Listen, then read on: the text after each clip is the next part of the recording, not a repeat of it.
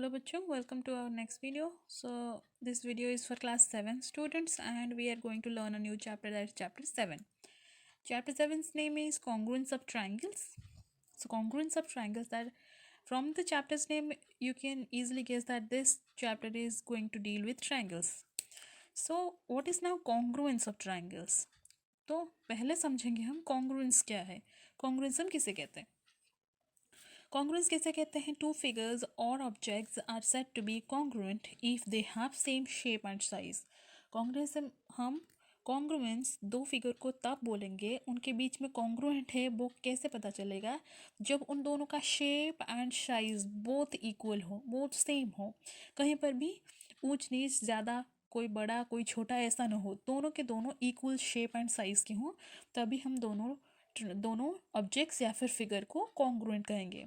Example आप real life के बहुत सारे एग्जाम्पल ले सकते हो, जिस तरह से कि एग्जाम्पल्स लाइक इसी पेज को ले लो, इसी कॉपी को ले लो, इसी कॉपी के दो पेज को हम कॉन्ग्रुएंट कहेंगे. दो पेज, यहाँ पे टू पेजेस आ एंड ये दोनों के दोनों पेज अगर हम लेंगे तो ये एक दूसरे के साथ इक्वल हैं, कोई बड़ा कोई छोटा नहीं है.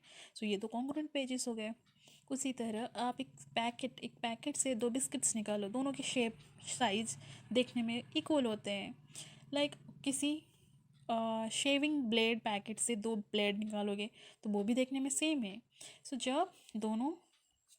जब कोई दो ऑब्जेक्ट्स या figure, here only not only we are talking about 2 dimensional figure, 3 dimensional आप आपके लाइफ में से कुछ भी ले लो जो कि देखने में एक शेप एंड एक साइज़ के हों, इक्वल शेप एंड साइज़ के हों, उन्हें हम कॉन्ग्रुएंस कहते हैं. ठीक है.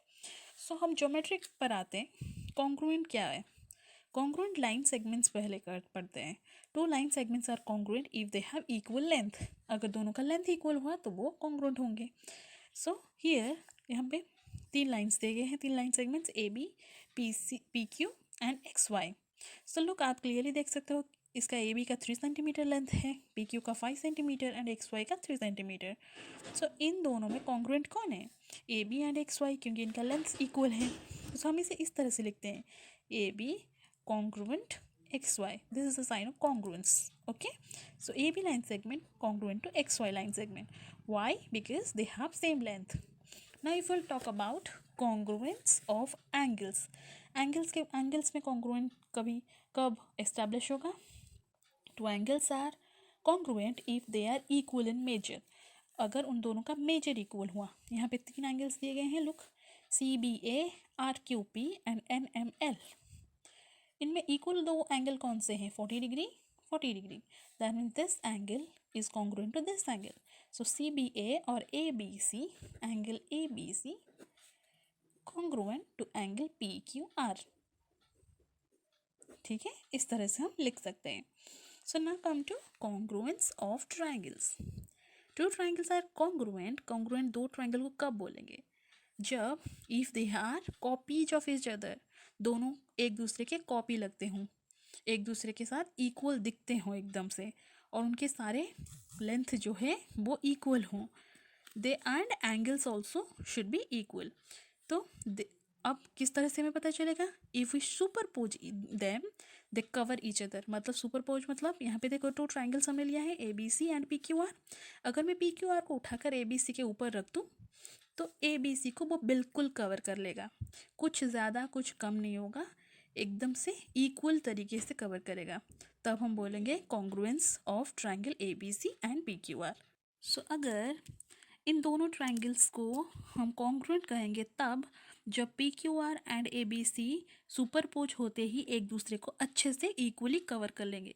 सुपरपोज का मतलब एक को दूसरे के ऊपर रखना. ठीक है, अगर PQR को ABC के ऊपर रखूँ या फिर ABC को PQR के ऊपर रखूँ, दोनों एक दूसरे को इक्वली कवर कर लेंगे.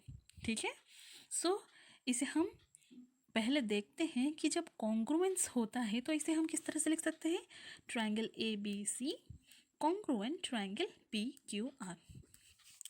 सो दो ट्राइंगल्स को ऐसे ही तो हम कॉन्ग्रुएंट नहीं बोल सकते. जैसे हमने एंगल्स को कॉन्ग्रुएंट कब कहा?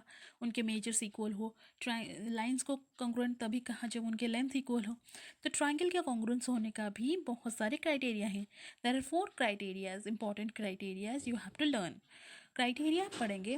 पहले हम देखते हैं दो ट्रायंगल अगर कॉन्ग्रुएंट बनते हैं तो उनके साथ क्या होता है। Now look, I have taken two triangles ABC and PQR।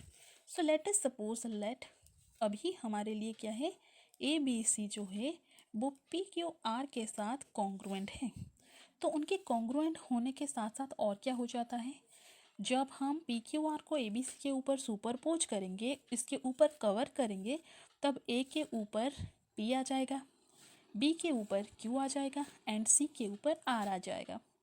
इसी तरह लुक एट दिस लाइन, इस लाइन से ही आपको सब समझ में आ जाएगा।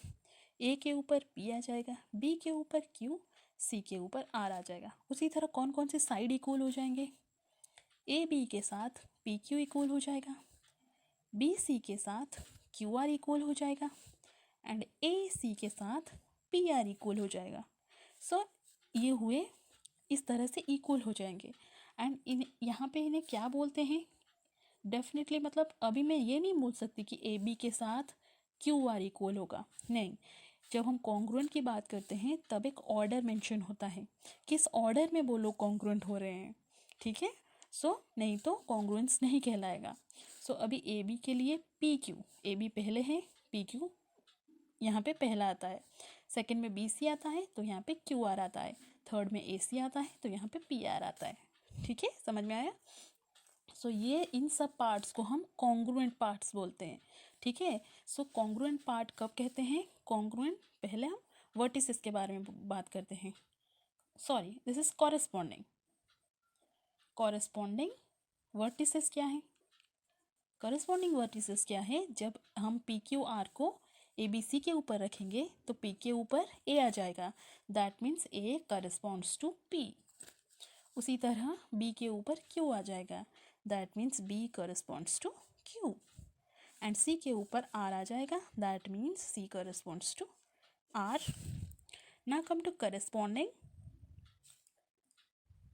Remember the word corresponding, corresponding sides, sides को बारे में बात करते हैं। Sides AB corresponds PQ, AB corresponds PQ, again second BC corresponds QR, BC corresponds QR and last one AC corresponds PR, AC corresponds PR.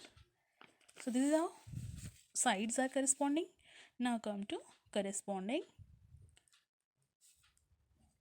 angles. Angles कौन कौन से correspond होते हैं, angle A will be correspond to angle P, angle A जो है वो corresponding हो जाएगा एंगल P के साथ, angle B will be correspond to angle Q and angle C will be corresponding to angle R। So ये corresponding कब होता है, जब हमारा ट्रायंगल दो कॉन्ग्रुएंट होते हैं। सो कॉन्ग्रुएंट ट्रायंगल के कॉरेस्पॉन्डिंग पार्ट्स हमने यहाँ पे लिख लिया, ठीक है।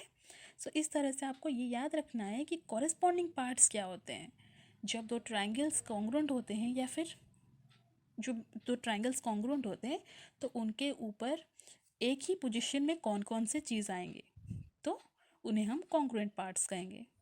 एक एग्जाम्पल लेते हैं, triangle ABC and triangle PQ are congruent, they are congruent under the corresponds, किस कॉरेस्पॉन्डिंग रूल के हिसाब से, ABC कॉरेस्पॉन्ड्स RQP।